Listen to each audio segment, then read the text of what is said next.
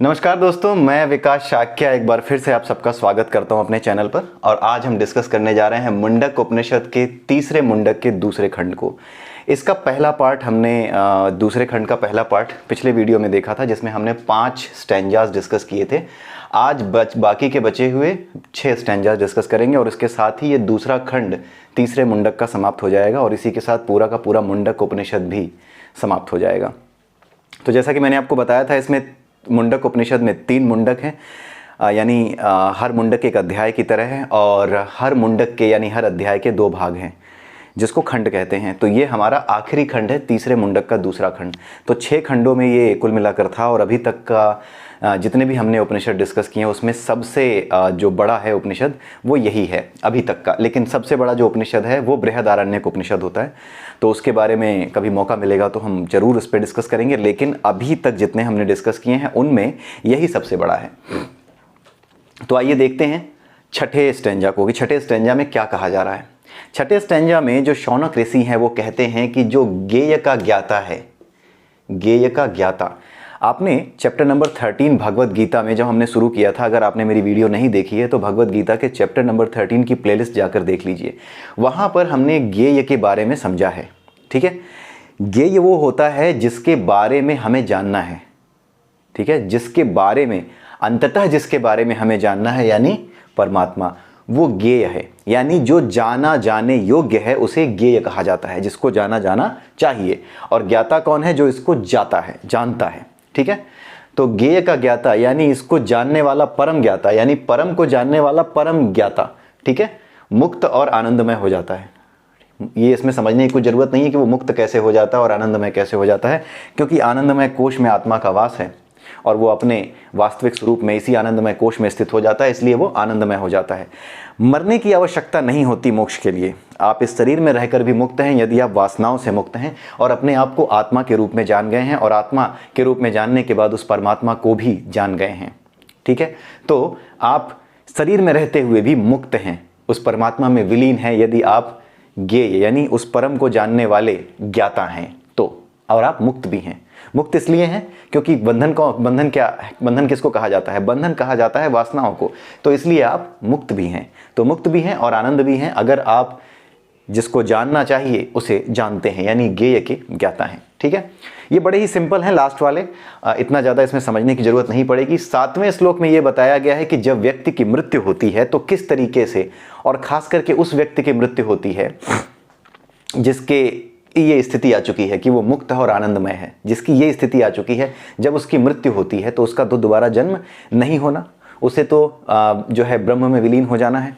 तो उसके साथ क्या होता है, क्या क्या चीज़ें होती हैं? इसमें बताया गया है कि 15 कलाएं, 15 कलाओं में क्या क्या होती हैं? प्राण के साथ 5 प्राण हैं और देह को शुरुआत करने वाले जो तत्व होते हैं, जिन चीज़ों से ये शरीर बना है, जिसको रई कहा जाता है। प्रश्नोपनिषद में अगर आप पढ़ेंगे, अभी हमने पढ़ाया नहीं प्रश्नोपनिषद, आप खुद से देख लीजिएगा, वहाँ पे प्राण और रई 2 चीज़ों की बात की गई है। तो रई वो है जिससे ये शरीर बनता है। ठीक है, तो जो शरीर आरंभ करने वाले तत्व हैं वो 15 कलाओं में गिने जाते हैं। इसके बारे में आप डिटेल में पढ़ सकते हैं, इस वीडियो में उसको कवर करने का स्कोप नहीं है।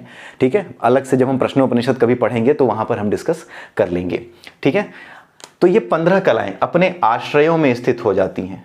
अपने आश्रयों में, आश्रयों का मतलब क्या है कि ये वो चीज़ें नहीं हैं जिनको एलिमेंट कहा जा सके, ये वो जगहें हैं जहां पे ये चीज़ें बनती होंगी, जहां पर इन चीज़ों का निर्माण होता होगा। क्योंकि प्राण एक तत्व नहीं है, प्राण क्या है? एक तत्व, ये प्रेरित, ईश्वर की प्रेरित शक्ति है। ठीक है, ये एलिमेंट में नहीं है। और जो देहारंभक तत्व हैं, ये तत्व भी क्या हैं? ये निर्जीव होते हैं। हमारे शरीर की कोई भी चीज़ जो होती है वो क्या होती है? अंत में प्राण निकलने पर निर्जीव ही हो जाती है। तो ये पदार्थ निर्जीव ही होता है, जब तक इसमें प्राण नहीं आते ये निर्जीव ही रहता है। सजीव तभी बनता है जब प्राण आते हैं। तो इन सारी चीज़ों में कोई ऐसा एलिमेंट नहीं होता जिसे देवता कहा जा सके। तो ये देवता से अलग जो चीज़ें हैं ये अपने आश्रयों में, यानी जहाँ पर भी पूरी की पूरी सृष्टि में जहाँ पर भी इनका आश्रय होगा, जहाँ से भी ये कच्चा माल आता होगा, वहाँ पर ये आश्रयों में जाकर के स्थित हो जाती है। जैसे आप ये समझ लो कि एक गाड़ी है, उसको डिसमेंटल किया। अब डिसमेंटल करने के बाद उसका जो कार्बोरेटर है वो ऐसे ही थोड़ी फेंक दोगे कहीं भी। कार्बोरेटर की अलग सेक्शन होगा, उसके इंजन का अलग सेक्शन होगा, तो कार्बोरेटर अलग सेक्शन में रखा जाएगा, इसका अलग सेक्शन में रखा जाएगा। जब एक गाड़ी बनानी होगी तो अलग अलग सेक्शन से उठा के लाए जाएंगे और मिला दिए जाएंगे। तो जब मृत्यु हो जाती है, यानी कि जब मुक्त, जो अपने स्वभाव से मुक्त है और आनंदमय है, जब उसकी मृत्यु होती है, जिसका दोबारा जन्म नहीं होना, तो इसके पदार्थों का क्या होगा? ये सारे पदार्थ क्या होते हैं? ये देहारंभक तत्वों में मिला दिए जाते हैं। ठीक है, जो भी पदार्थ होते हैं वो देहारंभक तत्व जितने भी होते हैं वो आश्रयों में मिला दिए जाते हैं। ठीक है, कच्चा माल वापस वहीं पहुंच जाता है जहां से आया था, अपने आश्रय में चले जाते हैं। इंद्रियों के अधिष्ठाता, जितनी भी इंद्रियां हैं, आंख है तो आंख एक इंद्रिय है, इसका एक अधिष्ठाता देवता है। ठीक है, कान है तो इसका एक अधिष्ठाता देवता है, मुख है, वाणी है, इसका एक अधिष्ठाता देवता है। यानी ये एलिमेंट्स हैं, ये तत्व हैं जिनकी वजह से हम बोलते हैं, ये तत्व हैं जिसकी वजह से हम देखते हैं, ये भी एक तत्व है जिसकी वजह से कान सुनते हैं। और इन सभी तत्वों को जो कोऑर्डिनेट कराने का काम करता है, उस एक मूल तत्व को क्या कहते हैं? इंद्र। इंद्र उसी तत्व का नाम है जो इन सभी इंद्रिय तत्वों का कोऑर्डिनेटर है। ठीक है, इसीलिए आपने इंद्र को अक्सर देखा होगा कि वो अंगूर खाता रहता है, अप्सराओं के डांस देखता रहता है। कारण क्या है? क्योंकि हमारी इंद्रियों का वास्तविक स्वभाव यही है, आनंद मनाने के लिए भौतिक चीज़ों की तरफ भागना। इसीलिए इंद्र को इस रूप में दिखाया जाता है, क्योंकि वो इंद्रियों का कोऑर्डिनेटर है और हमारी इंद्रियां बाय डिफॉल्ट हमारी इंद्रियां भोगों की तरफ, यानी इंद्रिय विषयों की तरफ भागती हैं। इसीलिए इंद्र को जब भी दिखाया जाता है स्टोरीज में, तो वो जो एक रिप्रेजेंटेशन है उसका इसी तरीके से होता है, इसी तरीके से दिखाया जाता है कि वो इंद्रिय विषयों को भोगने में लगा रहता है। ठीक है, तो ये जो एलिमेंट्स हैं और इनकी जो मेटाफोरिक रिप्रेजेंटेशन है और किस तरह से ये मैनिफेस्ट होते हैं अलग अलग शरीरों में, ये चीज़ें समझाने के लिए यहाँ बताई गई हैं कि एक छोटा सा एलिमेंट जैसे यूरेनियम है, वो भी एक एलिमेंट है, लेकिन उस यूरेनियम से अगर आप चाहें, आप इच्छा करें तो एक परमाणु बम बना सकते हैं, आपकी इच्छा हो तो उससे एटॉमिक रिएक्टर बना सकते हैं। उसी तरीके से जितने भी तत्व हैं, इन तत्वों से ईश्वर की इच्छा से हम आप सब प्रकट होते हैं। जैसा तत्व वैसा प्रकटीकरण। ठीक है, तो देवता जिसको तत्व कहते हैं, जो देवता तत्व होते हैं, ठीक है, उन तत्वों का अलग ही कहानी है। वो तत्व अलग देवताओं के रूप में प्रकट होते हैं। ठीक है, और उनमें पदार्थ भी अलग होते होंगे, हमारे जो पदार्थ हैं ये अलग होते होंगे। ठीक है, तो इस तरीके से ये चीज़ें, ये बहुत ही गूढ़ तरीके से अलग अलग उपनिषदों में इनकी व्याख्या की गई है। तो यहाँ पर आपको सिर्फ एक इंडिकेशन दिया गया है, एक इंस्ट्रक्शन नहीं, बल्कि ये कहेंगे कि ये एक आइडिया दिया जा रहा है कि किस तरीके से ये शरीर कच्चे माल से बनता है। और वो कच्चे माल में कुछ तो ऐसे होते हैं जो कि केवल और केवल प्रेरक तत्व हैं, ईश्वर की प्रेरक शक्ति है, प्राण और देहारंभक तत्व ये उसकी प्रेरक शक्ति है। और बाकी जितनी भी इंद्रियां हैं और इंद्रिय विषय हैं, स्वाद इसका भी एक देवता है, जीव का देवता है, यानी इन सब के एलिमेंट्स हैं, जिसकी उन एलिमेंट्स की वजह से, जिसकी वजह से आंखों में रोशनी है, उस एलिमेंट को क्या कहते हैं? जितने भी एलिमेंट है सबको देवता कहा गया है, जितने भी एलिमेंट हैं। इसीलिए जो हमारा सनातन वैदिक धर्म है वो हर चीज़ की पूजा करता है। यहाँ हर चीज़ की पूजा होने लगती है, पत्थर तक पूजे जाते हैं। ठीक है, क्योंकि हर चीज में उसी का वास है। तो किसी एक चीज को अधिष्ठाता बना करके उसी एक तत्व से जोड़ा जाता है। जैसे मेरे भीतर एक आत्मा है, कारण यही है कि किसी भी चीज में ईश्वर देखा क्यों जाता है, क्योंकि जैसे हमारे भीतर एक आत्मा है, उस आत्मा का संबंध परमात्मा से है, उसी तरीके से अब ये पूरी सृष्टि परमात्मा से ही विद्यमान है। इसीलिए किसी भी तत्व में उसी एक परमात्मा को देख करके जब अपने आप को वहां स्थापित करते हैं, अपने ध्यान को और अपने मन को शुद्ध रखते हैं, मन की शुद्धि मेन है। भले ही कितना भी बड़े देवता की कितनी भी सुंदर मूर्ति बना लो, मन अगर वासनाओं से भरा है तो कोई फायदा नहीं है किसी मूर्ति की पूजा करने का, कोई फायदा नहीं है। अगर आप मूर्ति के सामने इसलिए बैठे हैं कि प्रभु बेटी का वीज़ा लग जाए, बेटे का वीज़ा लग जाए, बेटी के लिए ऐसा दामाद मिल जाए जो विदेशों में रहता हो, तो इसलिए अगर आप पूजा करते हैं तो फिर ये वासना वाली पूजा है। ठीक है, आपको क्या मिलना है क्या नहीं मिलना है इसकी परवाह आपको नहीं करनी चाहिए। आपको केवल अपना बेस्ट देना चाहिए। आपको क्या करना है क्या नहीं करना है वो चीज़ आपके ऊपर है, लेकिन एकदम मरे जाना कि भगवान ये हो जाए ये ना हो जाए, ये भगवान का उद्देश्य नहीं है। न भगवान के होने का ये उद्देश्य है, न आपका ये उद्देश्य है कि ईश्वर की आराधना आप इस पर्पस से करें। ये रजोगुणी लोगों की उपासना है, लेकिन इसको मना नहीं किया गया है। मना किसी चीज़ को नहीं किया गया है। ये आईपीसी जैसे होता है ना, भारत का जो इंडियन पीनल कोड है, जैसे उसमें बता दिया जाता है कि चोरी करोगे तो इतनी सज़ा होगी, लेकिन ये नहीं लिखा जाता कि चोरी मत करना, बस बता दिया जाता है चोरी करोगे तो इतनी सज़ा होगी। उसी तरीके से आप सत रज और तम में जिस भाव से ईश्वर की पूजा करते हो, उस भाव के अनुसार क्या होता है वो बता दिया गया है। कहीं पर भी ये नहीं कहा गया कि आप ये मत करना। आपको कर्म करने के लिए स्वतंत्र छोड़ा गया है। तो हमारे जितने भी स्क्रिप्चर्स हैं वो प्रकृति की व्याख्या करते हैं, वो किसी को ये मत करो या वो करो ऐसी कोई शिक्षा नहीं देते, क्योंकि प्रकृति में पूरी तरह से हर व्यक्ति हर चीज अपने अनुसार कर्म करने को स्वतंत्र है। ठीक है, तो इंद्रियों के भी जो अधिष्ठाता देवता हैं वो सभी के सभी देवता किस में मिल जाते हैं? आदित्यों में मिल जाते हैं। आदित्य कितने हैं? 12 हैं। जितने भी देवता हैं यानी जितने भी एलिमेंट्स हैं जो दिन को देवता कहा जाता है, वो 12 मेन एलिमेंट्स हैं। उन मेन एलिमेंट से, ये 12 एलिमेंट से बाकी के एलिमेंट्स प्रकट हुए हैं। बाकी के एलिमेंट्स उन्हीं 12 एलिमेंट से निकलते हैं, वही उसका सोर्स हैं। वही जो 12 एलिमेंट है वो जितने भी देवता हैं उन सब के, जिनको देवता कहा जाता है, उन सभी एलिमेंट्स के सोर्स हैं। तो उन 12 देवताओं को या उन 12 मूल देवताओं को, मुख्य देवताओं को आदित्य कहा जाता है। ठीक है। एक आपने देखा होगा, दिति और अदिति 2 बहनें थीं। दिति के पुत्र दैत्य कहलाए। जो दिति एक मेन एलिमेंट है, उस एलिमेंट से जो चीज़ें निकली हैं उनको दैत्य कहा गया। और जो अदिति थी उससे जितने एलिमेंट्स निकले उनको आदित्य कहा गया। आदित्य जो हैं वो सबके सब देवताओं के अधिष्ठाता हैं। ठीक है। देवताओं के अधिष्ठाता जितने भी देवता हो सकते हैं उन सबके मेन सोर्स हैं। उन्हीं से ये सारे जो देवता, जिन्हें हम देवता कहते हैं, ये सारे एलिमेंट्स प्रकट होते हैं। ये चीज़ समझाई गई है। तो ये सारे के सारे जितनी भी जब ऐसे व्यक्ति की मृत्यु होती है जो कि मुक्त है स्वभाव से, आनंदमय हो चुका है, उसकी सभी इंद्रियां और सभी इंद्रिय विषय अपने प्रति देवता यानी आदित्यों में विलीन हो जाते हैं। और जितने भी संचित कर्म हैं और विज्ञानमय कर्म हैं वो उस अव्यय में लीन हो जाते हैं। इसके बारे में कल हमने थोड़ा सा डिस्कशन किया है कि जो चीज़ जिससे प्रकट होती है उसी में मिल जाती है। हमारी वासनाएं जो हमारे मन से प्रकट होती हैं, जब हम अपना कोई बड़ा उद्देश्य बना लेते हैं अपने जीवन का, तो ये वासनाएं हमारे अंदर विलीन हो जाती हैं। जैसे कल को हम क्रिकेट देखते थे, हर एक गेंद देखते थे क्रिकेट देखते समय, हर एक बॉल, कोई बॉल छूट ना जाए। लेकिन जैसे ही हमारे जीवन का उद्देश्य बदला, उससे बड़ा उद्देश्य हमने पकड़ा, जिसे हम कहते हैं जॉब करना, नौकरी करना, कोई और समाज सेवा या कोई भी काम फॉर दैट मैटर आपने उठा लिया, तो जब उस काम को हमने उठा लिया तो हमारे जीवन का उद्देश्य क्या हुआ? इस उद्देश्य से बड़ा हो गया। ये जो एक एक गेंद देख करके अपने समय बर्बाद करने का जो उद्देश्य था, ये अलग चला गया। वो भी एक समय था, ऐसा नहीं है कि वो समय बर्बाद करने का ही कहा जा रहा है। वो भी एक चीज़ है, वो भी एक समय था जब आपके लिए वो उपयुक्त था। लेकिन जब आप अपने आप को उस उद्देश्य में फिट कर पाए जो कि उससे बड़ा उद्देश्य है, उससे बेहतर उद्देश्य है, तो जो वो वासना थी कि एक एक गेंद देखनी है, वो आपके भीतर अब समाहित हो गई। आप अपना काम करोगे, बीच बीच में कहोगे यार 8 घंटे नहीं बैठना है क्रिकेट देखने के लिए। आप अपना काम करते रहोगे, बीच बीच में जाओगे, कहोगे यार लास्ट ओवर आ रहा है क्या, अब देखते हैं। तो ये वासना जो कि हर एक गेंद को देखने की थी, अपने जो है एग्ज़ाम के टाइम में भी क्रिकेट मैच आता था तो बड़ी आफत होती थी। एग्ज़ाम के टाइम क्रिकेट मैच देखें कि एग्ज़ाम की तैयारी करें, ये बहुत बड़ी आफत हो जाती थी। तो उस समय क्या होता है कि आप जो है उस समय तो देखते थे हर एक गेंद को, लेकिन अब वो हर एक गेंद देखने की वासना आपकी जा चुकी है। तो ये वासना किससे प्रकट हुई थी? हमारा मन जब चंचल था, बचपन में हमारा मन कहीं और भागता था इन चीज़ों में कि क्रिकेट देख लें, हमारा भी मन होता था कि ऐसे ही शॉट मारें।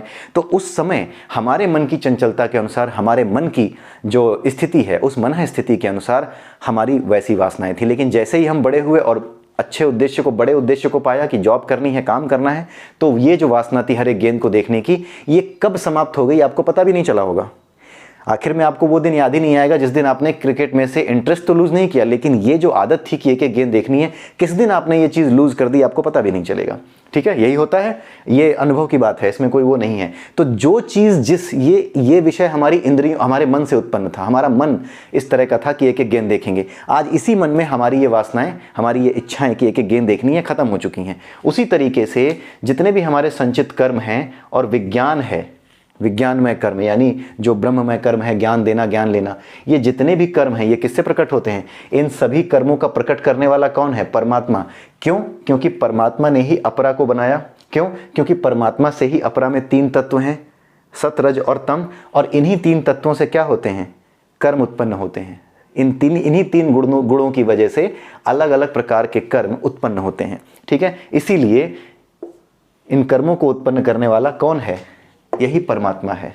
ठीक है, जब इन कर्मों को उत्पन्न करने वाला परमात्मा है तो नियम क्या है? जिससे जो चीज़ उत्पन्न हुई है उसी में वापस चली जाएगी। इसीलिए संचित कर्म और विज्ञानमय कर्म उस पर अव्यय में यानी उस परमात्मा में लीन हो जाते हैं। कितना सिंपल सा है, समझने भर क्या फेर है, सिंपल सा है। जो चीज़ जिससे उत्पन्न हुई है जब वो मुक्त होगी उसका काम खत्म हो जाएगा, वैसे ही वो उसी सोर्स में चली जाएगी जिस सोर्स से वो आई थी। बस यही यहाँ पे समझाने की कोशिश की गई है। ठीक है, आई होप कि इसको समझने में दिक्कत नहीं होगी। अगर आप ऐसे इसको अपने आप पढ़ने की या अगर इसकी जो मेटाफोरिक लैंग्वेज है उसको समझे बिना इसको समझने की अगर हम कोशिश करें तो दिक्कत आती है, लगता है ये कहा क्या जा रहा है। लेकिन ये बड़ा सिंपल है। हमारे चैनल का नाम विश्व गुरु जो हमने रखा है वो हमारे अहंकार का प्रतीक नहीं है।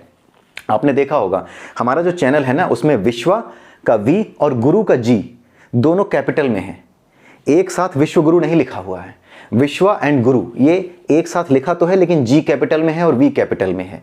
इसकी वजह से क्या है, इसका कहने का मतलब ये है कि ये जो विश्व है ना, यही गुरु है। इस विश्व में अपने कॉमन सेंस से, अपनी प्रेक्षण करने की शक्ति से जो कुछ आप देख सकते हो, जैसे भी आप चीज़ों को समझ सकते हो, इस प्रकृति को निहारो और इस प्रकृति को निहार के देखो कि कौन सी चीज़ कैसे काम करती है, नेचुरली कौन सी चीज़ कैसे काम कर रही है।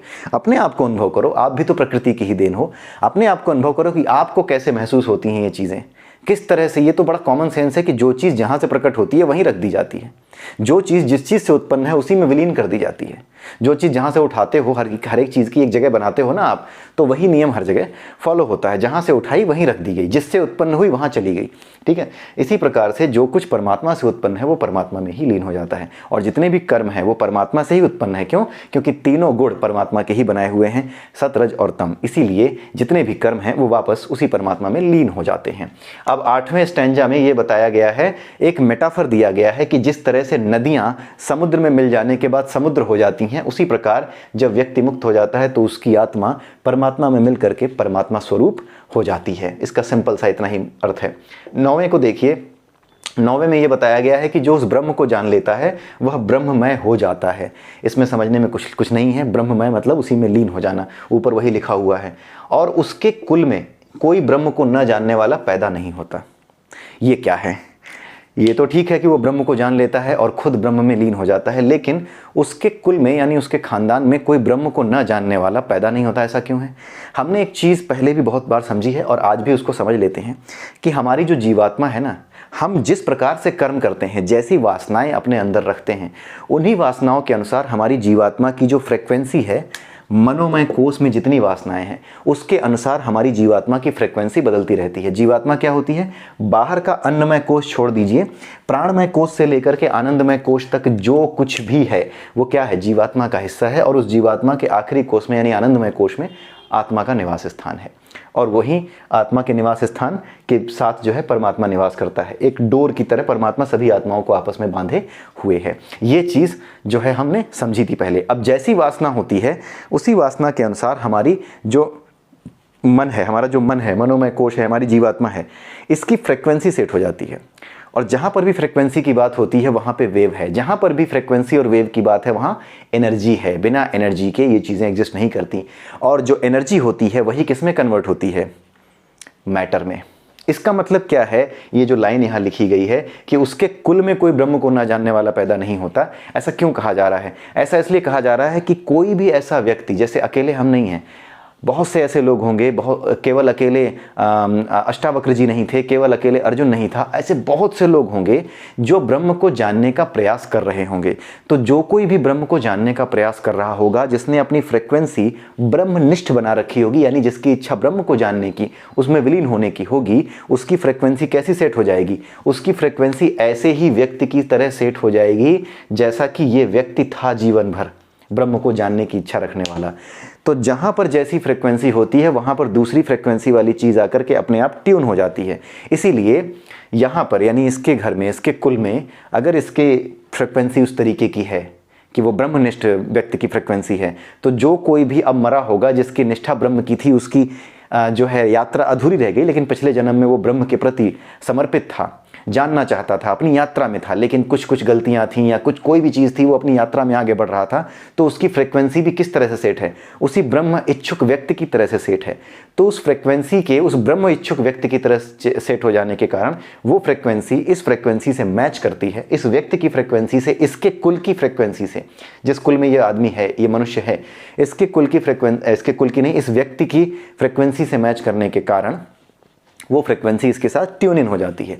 ये ठीक वैसा ही है जैसे आप रेडियो को ट्यून करते हैं। तो जैसे ही वो इसके साथ ट्यून इन हो जाती है, वो व्यक्ति यहाँ पे जो पदार्थ है, पदार्थ के संयोग पाते ही वो एनर्जी पदार्थ में कन्वर्ट होकर के क्या होती है, उसके यहाँ पर उसके पुत्र के रूप में, पुत्री के रूप में प्रकट हो जाती है। इस तरीके से ये चीज़ कही जाती है। तभी ये कहा जाता है कि उसके कुल में, तुम्हारे कुल में जो एक ब्राह्मण का कुल है, उसमें जो है श्रेष्ठ आत्मा को जन्म मिलता है। लोगों को लगता है कि ये जातिवाद है, नहीं, इसके पीछे फिलॉसफी है। ये जातिवाद फैलाने के लिए की गई कहानी नहीं है। ये जैसे लोग बताते हैं ना, ये बहुत ही मूर्ख लोग हैं, इनको कुछ नहीं पता है, इनको केवल एक नैरेटिव बनाना होता है। उसके बेस पे ये कहते हैं कि ब्राह्मण के घर वही आदमी पैदा होता है जो स्वभाव से ब्राह्मण होता है। अगर आप ब्राह्मण हो तो अगला जन्म भी ब्राह्मण में ही पैदा होगा। ये इसलिए कहा जाता है क्योंकि ब्राह्मण का अर्थ, सही अर्थ ये होता है कि जो ब्रह्मनिष्ठ हो, जो वास्तविक ज्ञान को यानी परमात्मा को जानने का इच्छुक हो, और जानने के इच्छुक होने की वजह से वो अच्छे काम कर रहा होगा, पवित्र कर्म कर रहा होगा, यज्ञ कर रहा होगा। ये सारी चीज़ें जब कर रहा होगा तो उसकी आत्मा की फ्रिक्वेंसी, जीवात्मा की फ्रिक्वेंसी वैसी सेट हो जाती है कि ये उसी जगह को खोजेगी जहाँ पे उसके जैसे लोग हों। तो शरीर नष्ट हो जाने के बाद भी ये एनर्जी वहीं ट्यून इन करेगी जहाँ पे इसके जैसी एनर्जी रखने वाले लोग होंगे। ऐसी एनर्जी रखने वाली जो जगह होगी, जैसा घर होगा, जहाँ पे ऐसा घर होगा, जहाँ पे ऐसी कोख होगी, वहीं पे जा करके ये क्या होगा, प्रकट हो जाएगा। ठीक है, कन्वर्ट कर लेगा अपने आप को। इसीलिए कहा जाता है कि ब्राह्मण जो अच्छे कर्म करता है वो ब्राह्मण कुल में जन्म लेता है। ये कोई जातिवाद फैलाने के उद्देश्य से नहीं किया गया था। ये एक फिलॉसफी है जिसकी एक्सप्लेनेशन जो गधे हैं उनके बस की नहीं है। जिनको नैरेटिव बनाना है, जिनको सनातन या हिंदू धर्म को किसी भी तरीके से ब्रिंग डाउन करने की कोशिश करनी है, उनकी समझ में, ऐसे गधों की समझ में ये बिल्कुल नहीं आ सकता, क्योंकि ये बहुत ही हाई लेवल की अल्टीमेट फिलॉसफी है। गधों के बस का इसको समझना नहीं है। ठीक है, आइए आगे चलते हैं। और ऐसा व्यक्ति अमरत्व को प्राप्त कर लेता है, ये बताया गया है यहाँ पे। अब यहाँ पे अगला देखते हैं 10वां। यहाँ पे स्टैंजा में क्या कहा गया है कि जो श्रोत्रिय है, श्रोत्रिय का मतलब होता है कि जो ब्रह्म की इच्छा रखने वाला है, उस पर ब्रह्म को पाने की इच्छा रखने वाला है, और ब्रह्मनिष्ठ यानी ब्रह्म में निष्ठ है, यानी उसकी निष्ठा भी उसके प्रति है। निष्ठा का मतलब समझते ही होंगे, वो निष्ठा भी उसके प्रति है और वो उसी को लक्ष्य बना रहा है। पर ब्रह्म को लक्ष्य बनाने वाला श्रोत्रिय है। श्रद्धा पूर्वक, जिसमें श्रद्धा है। और आगे क्या है, एकर्षि। ये एक शब्द है, यहाँ पे एकर्षि आया है। एकर्षि नामक अग्नि में हवन करने की बात की जा रही है। यहाँ पे ये चीज़ें ना मेटाफरिक हैं। एकर्षि नामक अग्नि, अग्नि का मतलब क्या होता है, वास्तविक ऊर्जा। ठीक है, वास्तविक ऊर्जा। जैसे भगवत गीता में आपने समझा होगा कि जो व्यक्ति, जो जहाँ पे ये बताया गया है कि यज्ञ कैसे किए जाते हैं, तो कुछ लोग ज्ञान यज्ञ करते हैं, प्राणों का प्राणों में ही हवन करते हैं, यानी वायु को संतुलित करते हैं अपने शरीर के भीतर। तो जब प्राणों का प्राणों में हवन करते हैं तो हवन करने के लिए जो मुख्य चीज़ ली जाती है वो है अग्नि। तो अग्नि वो मेटाफर है जिसमें आहुति दी जाती है। इसी तरह से यहाँ पर जो एकर्षि नामक अग्नि की गई है, वो एकर्षि नामक क्या है, एकर्षि नामक अग्नि। एकर्षि का अर्थ अगर आप देखोगे तो अलग अलग जगहों पे अलग अलग दिया हुआ है, लेकिन शंकराचार्य ने जो अर्थ दिया है वो है कि वो व्यक्ति जो अकेला चलता है। अकेला का मतलब क्या होता है कि अपने वास्तविक रूप में, अकेला अपने वास्तविक रूप में यानी आत्मा के रूप में, अपने आप को आत्मा जान करके जो अकेला चलता है, और बाकी के जितने भी कोश हैं, उनमें जितनी वासनाएं हैं, जितने इंद्रिय विषय हैं, उन सब को छोड़ करके, सारी इच्छाओं और सारे कर्म फलों की इच्छा को छोड़ करके अकेला, यानी अपने आप को अपने वास्तविक रूप में जान करके अकेला, अकेला ही तो है वो। आत्मा को रूप में जानने के बाद तो फिर वो अकेला ही है। फिर तो सारी इच्छाएं और सारी वासनाएं खत्म होने की वजह से सारे रिश्तों में उसका कोई भी लगाव नहीं रह जाएगा। तो जो अकेला चलता है, यानी उस अग्नि में हवन कर रहा, अकेला चलना ये भी एक हवन है। ये एकर्षि नामक अग्नि बन गई। अकेला चलना भी एक अग्नि बता दिया गया। अकेला चलना यानी सभी इंद्रियों विषयों का नाश करके, उनका सभी इंद्रिय विषयों का त्याग करके, अपने आप को आत्मा के स्वरूप में जान करके, ठीक है, तब आगे बढ़ना, ये भी एक हवन है। ठीक है, अपने आप को आत्मा के रूप में जान करके अपनी यात्रा में, ब्रह्म को जानने की यात्रा में, पर ब्रह्म को जानने की यात्रा में आगे बढ़ना, इसी को एकर्षि नामक अग्नि में हवन करना कहा गया है। हालांकि इसका एक अर्थ और किसी जगह पे दिया गया है जिसका मतलब है कि सूर्य जो कि नरिशर है, जो नरिश करने वाला है, नरिशर की तरह यहाँ पर किया गया है। तो अगर इसका नरिशर यानी पोषण करने वाला, अगर इसका अर्थ हम पोषण करने वाला भी लें तो हमारे पूरे के पूरे शरीर में जो पोषण करने वाला तत्व है, जिसकी वजह से ये पूरा शरीर विद्यमान है, चल रहा है, वो क्या है, वो आत्मा ही तो है। तो नरिशर के रूप में लेने पर भी ये किसको इंडिकेट करता है, आत्मा को ही इंडिकेट करता है। इसको चाहें तो आप इसकी फ़ोटो ले लीजिएगा, क्योंकि ये ना जो मीनिंग है ये आप खोजोगे गूगल पे तो थोड़ा मुश्किल से मिलती है, कई बार जो है ठीक से नहीं मिलती, कंफ्यूज करती है, लेकिन शंकराचार्य के जो भाष्य हैं जिससे हम लोगों ने कवर किया है वहाँ पे इन चीज़ों को हमने समझा है। इसके अलावा एक वर्ड और आएगा, जो ये वर्ड है कि जिसने शिरोव्रत धारण किया हुआ है। ठीक है, शिरोव्रत का मतलब होता है अग्नि को सिर पर धारण करने वाला। सिर पर धारण करने वाला मतलब सबसे ऊंची जगह धारण करने वाला, यानी उच्च जगह पे अपनी उच्च मानसिकता में जो अग्नि को यानी पवित्रता को धारण करता है। नॉर्मली इसका मतलब ये लिया जाता है जैसे कि बाल मुड़वा दिए और गुरु का आशीर्वाद ले लिया, तो यहाँ पर पवित्रता धारण हो गई। अग्नि सबसे पवित्र है, इसीलिए अग्नि धारण करना कहते हैं। ठीक है, इसलिए इसको शिरोव्रत यहाँ पे कहा गया है कि जो व्यक्ति अपने आपको बिल्कुल अपने मस्तिष्क को बिल्कुल पवित्र रखता है, ठीक है, अपने मस्तक पे बिल्कुल ही जो है पवित्र विचारों को रख रहा है, अपने मस्तक को जिसने पवित्र कर रखा है वो व्यक्ति, और जो एकर्षि नामक अग्नि में हवन करता है वो व्यक्ति जो श्रोत्रिय है, ब्रह्मनिष्ठ है और श्रद्धावान है, केवल उसी व्यक्ति को ब्रह्म विद्या कहना चाहिए। यानी ये जो ब्रह्म विद्या है केवल उसी व्यक्ति से कहनी चाहिए जो ये सब गुण रखता है, किसी और से ये विद्या नहीं कहनी चाहिए। ठीक है, और 11वां श्लोक सिंपल सा है, जिसमें उपयुक्त गुण नहीं है, वही जो अभी हमने डिस्कस किया, जिसमें उपयुक्त गुण नहीं यानी कि ये सारे गुण नहीं है, उपरयुक्त गुण नहीं है। ऊपर लिखे हुए जितने भी गुण हैं यानी 10वें स्टैंजा में जो बताए गए हैं, अगर ये गुण नहीं है तो उसको इसका अध्ययन नहीं कराया जा सकता, वो इसका अध्ययन नहीं कर सकता। यानी कुल मिला के जिसने अपनी वासनाओं का नाश नहीं किया, कुल मिला के जिसने अपने आप को पवित्र नहीं किया, विचारों से पवित्र नहीं किया, वो व्यक्ति इन चीज़ों को सीख नहीं सकता। जो वासनाओं से मुक्त नहीं हुआ वो इस ब्रह्म विद्या को समझ नहीं सकता। ठीक है, और आखिर में जब ये आखिरी श्लोक है तो यहाँ पे कहा गया है कि परमर्शियों को नमस्कार है, परमर्शियों को नमस्कार है। 2 बार नमस्कार किया गया है परमर्शियों को। परमर्शि क्या होते हैं? जिनसे ये विद्या उत्पन्न होती है, जिनसे ये विद्या बाकियों को मिलती है। जैसे भगवान कृष्ण ने कहा ना कि सबसे पहले सृष्टि के आरंभ में ये विद्या सूर्य को दी गई। इसका मतलब क्या है कि जो सूर्य नाम का एलिमेंट है, उस एलिमेंट में ये एलिमेंट में नॉलेज अपने आप एम्बेडेड है। उस सूर्य नाम का जो एलिमेंट है जिससे सूर्य चमक रहा है, उस एलिमेंट में अपने आप ये नॉलेज एम्बेडेड है। जैसे आपने मशीन लर्निंग का नाम सुना होगा। मशीन लर्निंग में क्या होता है कि वो खुद जानता है, एक ऐसा मॉड्यूल बनाया जाता है जो खुद जानता है कि अगर कोई चीज़ गड़बड़ हो गई तो मुझे सही कैसे करनी है। ये एक एग्जाम्पल है। तो इसी तरीके से क्या है कि ये जो एलिमेंट्स हैं, जैसे जिससे सन चमक रहा है, सन में जो अग्नि है जिसकी वजह से लगातार सन जल रहा है, वो मेन एलिमेंट है, उसको सूर्य कहते हैं। अग्नि एक अलग चीज़ है, लेकिन अग्नि किस चीज़ को ईंधन बना रही है? वो जो ईंधन बन रहा है जिसको हम हीलियम कहते हैं, ठीक है, जैसे हम हीलियम कहते हैं कि हीलियम वहाँ बर्न हो रहा है, या हाइड्रोजन कहते हैं जो वो बर्न हो रहा है। तो जो हीलियम बर्न हो रहा है ना वहाँ पे, उसी हीलियम तत्व को हम ये समझ सकते हैं कि जो हमारी वैदिक साइंस है उसमें क्या कहा गया है? सूर्य तत्व, सूर्य कहा गया है। और उस तत्व में क्या है? उस तत्व में ये ब्रह्म ज्ञान भी है, ब्रह्म का ज्ञान उसके पास भी है। क्यों कहा गया है? क्योंकि सूर्य चाहे कुछ भी हो जाए, अपनी जो चलने की गति है, अपना जो धुरी पे घूमने की गति है, जो जलने की गति है, वो अपना काम कर रहा है, वो कभी रुक नहीं रहा। ठीक है, इसीलिए कहा गया है कि ये जो सूर्य है, जो सूर्य एलिमेंट है, इसको सबसे पहले सृष्टि के आरंभ में ये ज्ञान दिया गया। इसका मतलब ये है कि उस एलिमेंट में ये नॉलेज कि किस तरीके से वो जलेगा, किस तरीके से वो पोषण करेगा, और चाहे कुछ हो जाए वो लगातार उसी तरह से चलता रहेगा जिस तरह से उसको चलना है, उसी तरह से जलना है, उसी तरह से अपनी धुरी पे जलते रहना है। वो सारा ज्ञान पहले से एम्बेडेड है। ठीक है, तो ये चीज़ उसका मतलब है। तो जो ब्रह्मर्षि हैं, जो परमर्षि हैं, जैसे ब्रह्मा हैं, जो इंद्र हैं, जिनको सबसे पहले ये ब्रह्म का ज्ञान दिया गया, उन्हीं को परमर्षि कहा गया है। तो उन्हीं परमर्षियों को नमस्कार कहा गया है। तो ये जो मेटाफोरिक लैंग्वेज है ना, ये बड़ी टफ होती है। कई बार लोग पूछते हैं कि जो भगवद गीता में भगवान कृष्ण ने कहा कि सृष्टि के आरंभ में हमने ये ज्ञान सूर्य को दिया, यहीं से समझ में आता है कि ये तो बकवास है।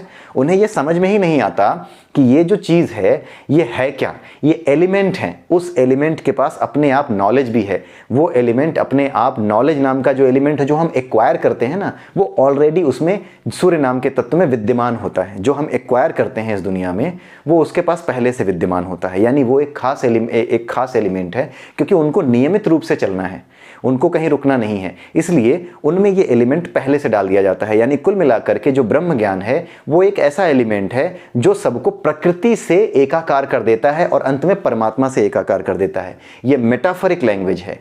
जो एलिमेंट्स हैं वो केवल और केवल अपने भीतर कुछ गुण नहीं रखते जिनको ईंधन बना के जलाया जा सके। सूर्य की अगर बात करें, वो अपने पास वो नॉलेज भी रखता है, यानी वो मॉड्यूल है उसके अंदर, एक तरह से प्रोग्रामिंग है उसके अंदर ये चीज़ की कि ये नॉलेज इसके पास है, नॉलेज बेस उसके पास है।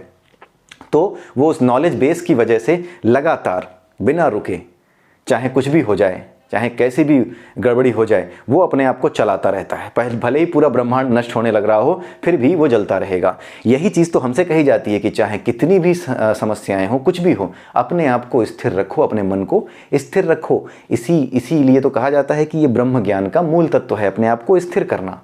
और वही चीज़ें क्या कर रही हैं, बाकी के नेचर में जितनी चीज़ें हैं वही इसी को फॉलो कर रही हैं। यानी ये जो ज्ञान नाम का एलिमेंट है, ये ज्ञान नाम का एलिमेंट उन सभी चीज़ों में, इस पूरी प्रकृति में पहले से मौजूद है। ठीक है, ये चीज़ कहा जाता है। तो वो मेटाफोरिक लैंग्वेज है, लोग उसको समझ नहीं पाते और कहते हैं सूर्य वो तो जलता हुआ गोला, उसको कब बताने चले गए।